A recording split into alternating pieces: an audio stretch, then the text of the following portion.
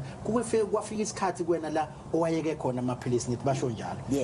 wawusuka wabalekela awusathe ngaleso sikhathi yini ayikwenza washiya amaphilisi kwakwenzakalana ekhanda lakho yabo uhamba ngelizinto zamakontract ubona umhlaba nabanye izinto izinto ama-5 priors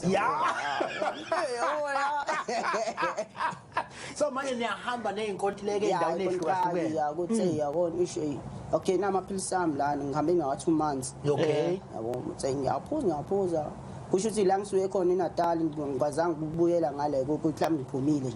incwadi ukuthi ngizothi ngeke ngithi ngiyaremove ngishona ngapho ngcono ukuthi okay nginayo incwadi ukuthi ngiyamove endaweni ukuthi ngiyosenza endaweni ngizokwazi ukuthatha i-medication yami manje engiyabona nomuntu mandiya la ahlupha na othi uyindawo ungaqedile lisathi waka bosohlala umuntu wesifazane usaba nikwaphuza ungasawaphuzi ngesikhathi yabo ngasasaba usaba nikumtshela ukuthi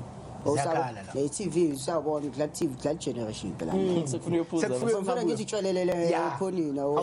usakwazi manje nangila awangisho nokuthi uyoyifunisa igcinyana lapha efrijini ubona nasi isikhathi siyashaya angishaya isikhathi mina time yabo okay angishaya isikhathi